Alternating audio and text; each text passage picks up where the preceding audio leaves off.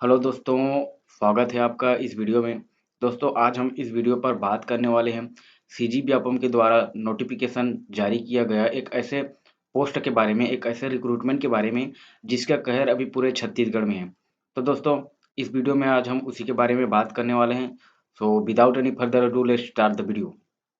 सो दोस्तों अगर उस पोस्ट के नाम के बारे में बात करें तो उस पोस्ट का नाम है मंडी इंस्पेक्टर या सब इंस्पेक्टर, मतलब मंडी निरीक्षक या सब निरीक्षक। तो इस पोस्ट के बारे में आज हम शुरू से लेकर अंत तक डिस्कस करने वाले हैं दोस्तों कि आखिर इसका वर्क क्या है, इसकी सैलरी क्या है, इसकी सिलेक्शन प्रोसेस क्या है, इसकी सिलेबस क्या है और इसकी कटअप क्या है। तो इस वीडियो में हम ईच एंड एवरी एस्पेक्ट को एकदम पूरी तरीके से डिस्कस करने वाले हैं, जिसके बाद आपके मन में एक भी डाउट नहीं बचा रहेगा।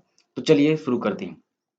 तो सबसे पहले दोस्तों इसकी वर्क के बारे में बात करें तो अगर आप मंडी इंस्पेक्टर या सब इंस्पेक्टर बनते हैं तो आपको क्या होता है कि विभिन्न जो एग्रीकल्चर से रिलेटेड एक्टिविटीज होती है, तो एग्रीकल्चर और मंडी के बीच में आपको एक रिलेशन स्थापित करनी रहती है।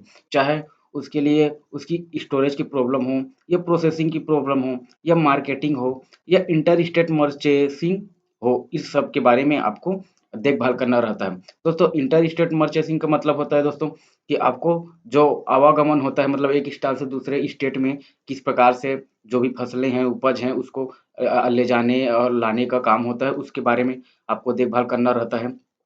और उसको किस प्रकार से मार्केटिंग किया जा सके या फिर उसको किस प्रकार से स्टोरेज कर, उसको प्रोसेसिंग कर, उसको अच्छी तरीके से रख सकें, इन सभी के बारे में गवर्नमेंट की पॉलिसीज होती है। तो उसको फॉलो करते हुए दोस्तों हमें एक पद दिया जाता है उस पोस्ट के लिए, क्योंकि उसके लिए हर एक नॉर्मल आदमी तो योग्य नहीं होता। तो इसीलिए आपको इस एग्जाम को क्वालिफाई करना पड़ेगा, उसके पश्चात आप उसके योग्य बन जाएंगे।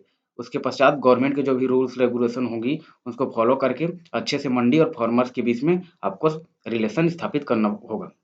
तो दोस्तों अगर आप कोई भी काम कर रहे हैं तो ऐसा थोड़ी ना है कि गवर्नमेंट आपको फ्री में काम दे देगी। नहीं, उसके लिए आपको सैलरी भी देगी। तो चलिए सैलरी के बारे में डिस्कस करते हैं।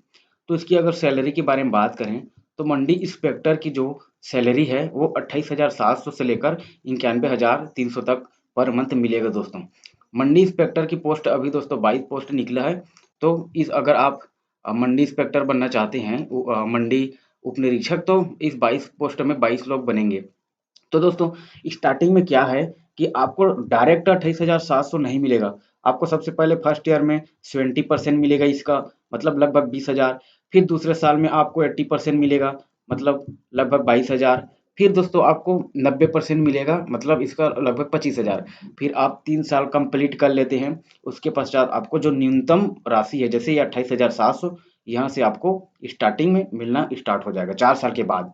लेकिन 4 साल से पहले आपको स्टाइपेंड के रूप में 70% 80% और 90% आपको मिलेंगी। इसके पश्चात दोस्तों अगर सब इंस्पेक्टर के बारे में बात करें तो टोटल 146 पोस्ट इसकी निकली है। इसका जो स्टार्टिंग सैलरी होगी वो 25,300 से लेकर 80,500 तक का जाएगी। तो दोस्तों इस प्रकार से इसमें भी 70% 80% वही मान्य रहेगा। तो बाद में आपका पोस्ट बढ़ते जाएगा, आपको प्रमोशन मिलती जाएगी, तो आपका इनकम भी अधिक होता जाएगा, तो इस लेवल तक आपका इनकम हो जाएगी। तो दोस्तों अगर आप किसी भी चीज़ के लिए काम करते हैं तो आपको सैलरी मिलती है। तो दोस्तों उसके लिए कुछ एग्जामिनेशन होती है, तो उसी के बारे में हम बात करने वाले हैं। अगर आपको अच्छे से सैलरी मिल रहे तो जाहिर सी बात है कि आपको किसी भी एग्जाम को पास, कोई भी ऐसे एग्जाम होती है जिसको पास करना पड़ती है, तो इसके लिए आपको मंडी इंस्पेक्टर या सब इंस्पेक्टर एग्जाम को पास करना पड़ेगा। तो इस अगर एग्जाम की कुछ बेसिक इंपॉर्टेंस पॉइंट के बारे में बात करें तो इसमें टोटल 150 क्वेश्चन रहेंगे, जिसमें 150 मार्क्स का रहेगा, मतलब एक क्वेश्चन का मार्क एक ही रहेगा। अगर नेगेटिव मार्किंग की बात करें तो इसमें अगर एक क्वेश्चन आप गलत देते हैं तो आपको 1/4 मार्क्स कट जाएगी। इसकी एग्ज़ाम की अगर बात करें तो 29 अप्रैल को होने वाली है, जो कि टाइमिंग है 9:15 से लेकर 12:15 तक के बीच में होगी। दोस्तों इसको 8 सेंटर के बीच में इसको डिवाइडेड किया गया है कि अगर एग्ज़ाम होने वाला है तो इस 8 सेंटर में होगा। तो दोस्तों हमारे छत्तीसगढ़ में अगर देखा जाए तो यहाँ 5 संभाग हैं, तो ज़ाहिर-सी बात है कि 5 संभाग में तो होगा ही होगा।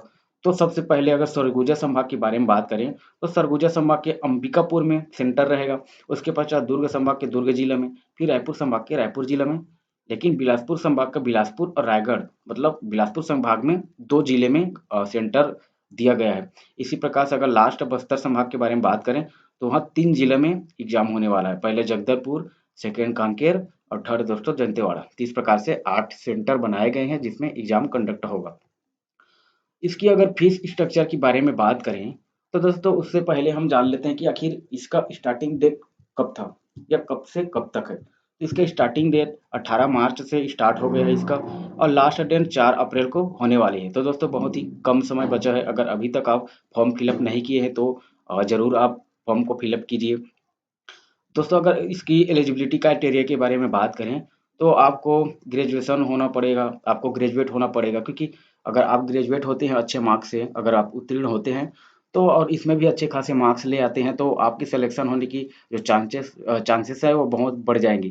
तो इसीलिए आपका ग्रेजुएशन होना ज़रूरी है। अगर इसकी एज क्राइटेरिया के बारे में बात करें तो 21 साल से कम नहीं होनी चाहिए और 35 ईयर्स तक, 21 से 35 ईयर्स तक मतलब अगर आप किसी स्पेशल कैटेगरी के अंतर्गत आते हैं तो आपको कुछ एज रिलैक्सेशन मिल जाएगी।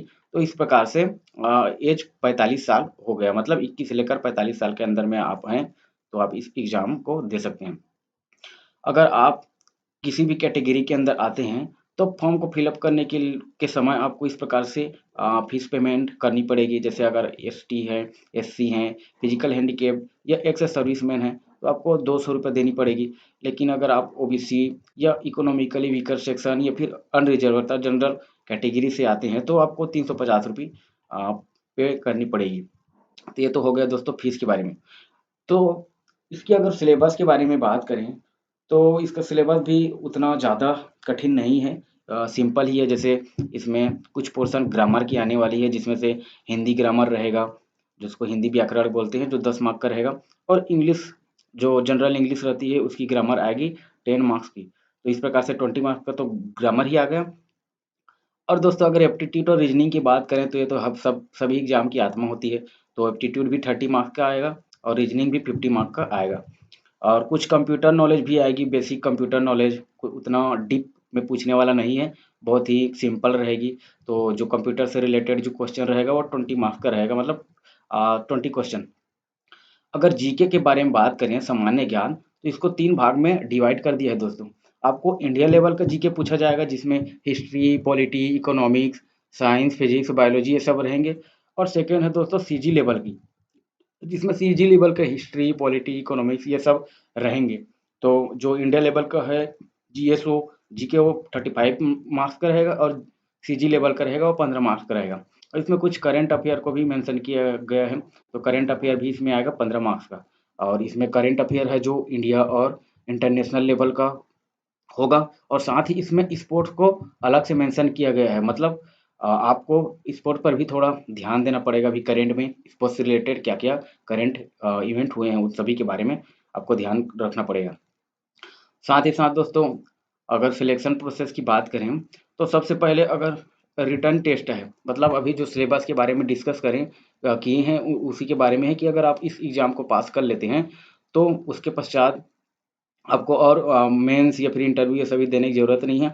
आपको डॉक्यूमेंटेशन वेरिफिकेशन के लिए बुलाया जाएगा और उसके पश्चात उसमें भी क्वालिफाई हो जाते हैं तो आपको एक साधारण सा मेडिकल चेकअप किया जाएगा। और अगर आप तीनों में पास हो जाते हैं तो दोस्तों जाहिर सी बात है आपको जॉब मिल जाएगी। अगर इसकी कट ऑफ के बारे में बात करें तो दोस्तों बहुत सारे जगहों से मैंने सर्च किया बट वहाँ कुछ स्पेसिफिक मेंशन नहीं था कट ऑफ। तो उतना घबराने की कोई बात नहीं है, आने वाले एग्जाम्स के एक वीक पहले ही कट ऑफ डिक्लेरेशन हो जाएगी बट वो भी एक एस्टिमेटेड रहेगा क्योंकि रियल में तो कट ऑफ एग्जाम होने के बाद ही पता चलता है कि जो एग्जाम का लेवल कैसा है, हार्ड रहा तो जो कट ऑफ होता है वो कम हो जाता है, अगर सरल रहा तो कट ऑफ बढ़ जाता है। तो एग्जाम होने के बाद ही कट ऑफ का डिक्लेरेशन होता है तो उससे पहले कोई कट ऑफ बता नहीं सकता। लेकिन फिर भी एक एस्टिमेटेड अगर आप कट ऑफ के बारे में बात करें तो 29 अप्रैल से पहले आपको पता चल जाएगा कि इतना इतना कैटेगरी के अंदर इतना इतना कट ऑफ होने वाली है। तो उसमें कुछ घबराने की बात नहीं है दोस्तों। तो दोस्तों इस वीडियो में बस इतना ही था। अगर आप इस जॉब के लिए अप्लाई करना चाह रहे हैं तो प्लीज़ अपना टाइम को और अपना एफर्ट को सही डायरेक्शन में दीजिए ताकि आपको जो जॉब है वो जल्दी लग सके। तो दोस्तों इस वीडियो में बस इतना ही। अगर वीडियो अच्छा लगा होगा तो please hit the like button and do subscribe our channel. फिर मिलते हैं किसी नेक्स्ट वीडियो में किसी न्यू टॉपिक के साथ। Thank you.